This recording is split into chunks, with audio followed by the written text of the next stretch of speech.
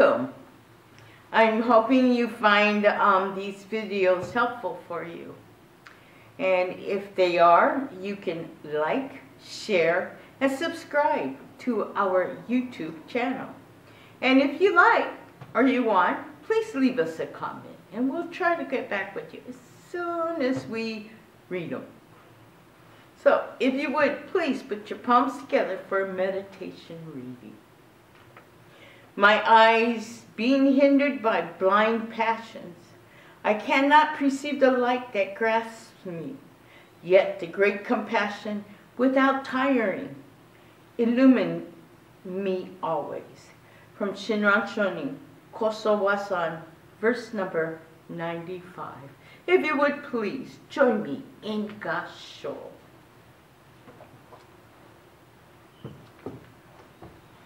Namo Amida Butsu. Namo Amida Butsu. Namo Amida Butsu. Namo Amida Butsu. Namo Amida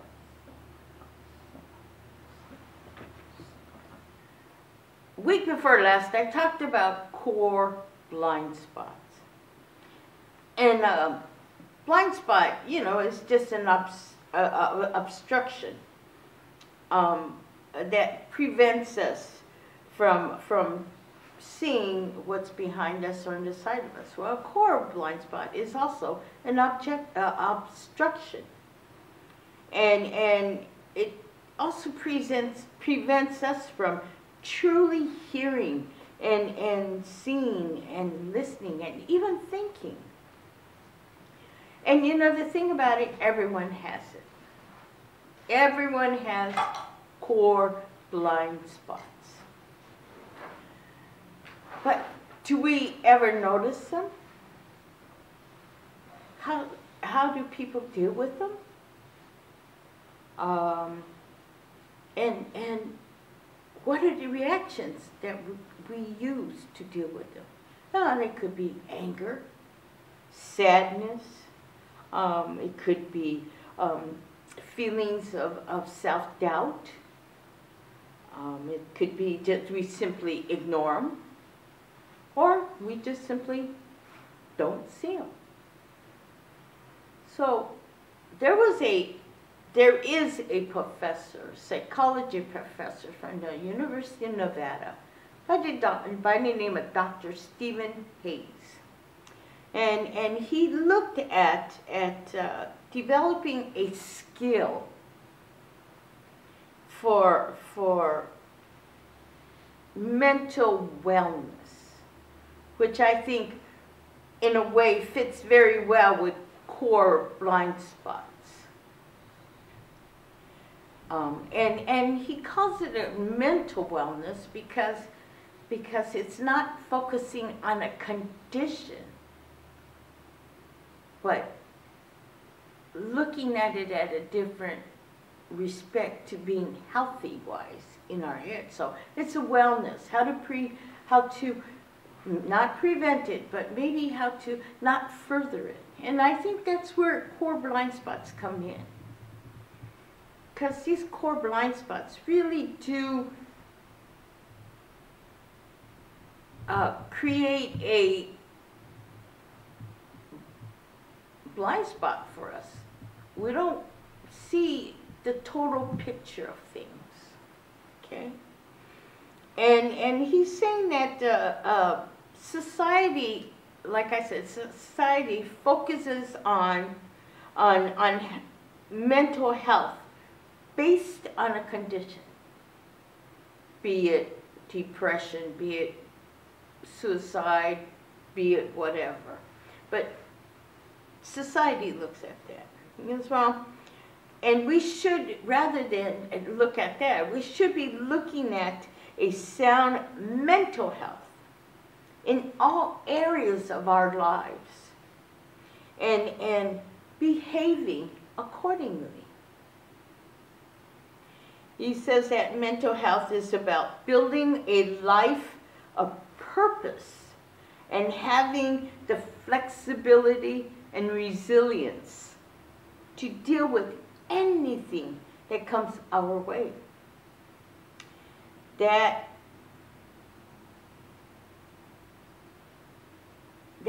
also means dealing with our past. And he goes on to say, acceptance and commitment to helping people to notice, seeing, notice, accepting, and embracing thoughts and feelings. We don't, which is true, we don't embrace any of those emotions and feelings sometimes because we don't want to deal with them. But he's saying to accept those feelings and to embrace those thoughts and feelings. And that includes embracing, accepting, looking at our past, even though it may be a hurtful thing for us. And he said it takes a 3-step process. Simple 3 steps. One of them is accept your thoughts and emotions. Accept them. No matter how bad they could be, you accept them because they are your thoughts and emotions. And he says then you choose a valued direction. What does that mean? Well, in Buddhism we look at it as taking that thought in motion. We figure out if it's pleasant, unpleasant, or just neutral. Then we learn to know if we want it or we don't want it. So you have a choice. And you take that valued direction on how you want to do it. But you have to also consider that this thought and this emotion also has a past, a present, and a future. We don't know what the future is, but maybe that future is learning from that emotion and that thought once we accepted it. And the last one is how we take action for that thought, that emotion. So, it's 3 simple steps. But how many times do we stop and really think about accepting those thoughts and emotions as our own? We'd rather blame it on someone else than we don't have to take the responsibility. Okay? And these 3-step process, this 3-step process can lead us into mindfulness. Being mindful of what we are, how we react, how we accept our thoughts and feelings and emotions. We accept the results from that and going from there. What direction do we take?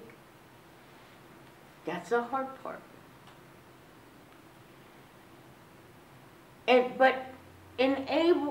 But for this mindfulness or this 3-step process into mindfulness to really work, we have to learn not to keep those attachments to that thought, to that emotion. Once we evaluated it, we get the good out of it. We learn from it. And we let it go. Because holding on to that emotion and thought is just tiring for us. But we find the good in it. We find the useful parts of it.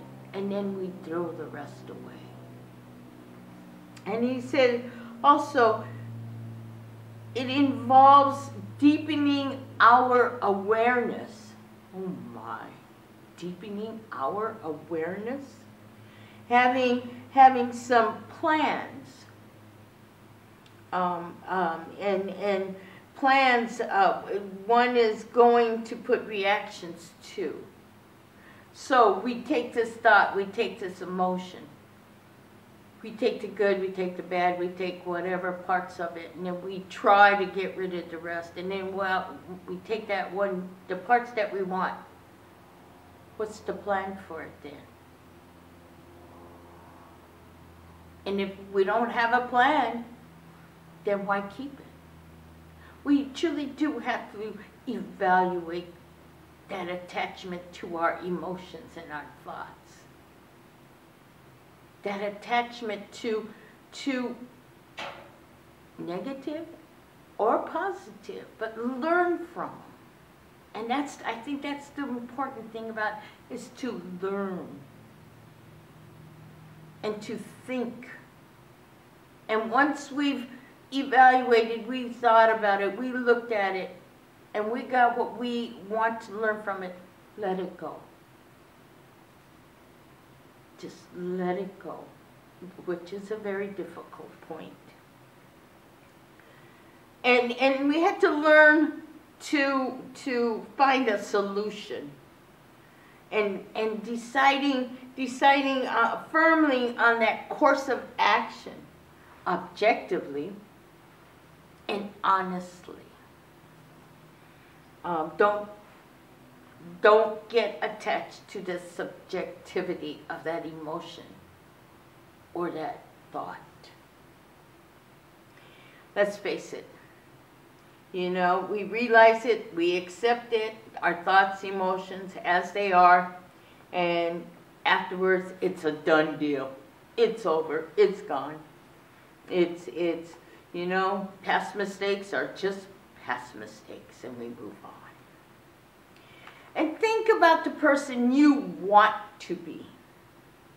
Build your habits and your values instead of your fears or that tiny big word, ego. Whoa, that ego is a mighty big word. So we have a decided attitude. We have developed a decided attitude. And that attitude changes, it creates a change. But sometimes change, we don't like change. And that change is, but that change is not really the cause of our suffering. It's us. It's what's inside our hearts and minds that creates chaos for us. And the basic cause of suffering lies in those core blind spots.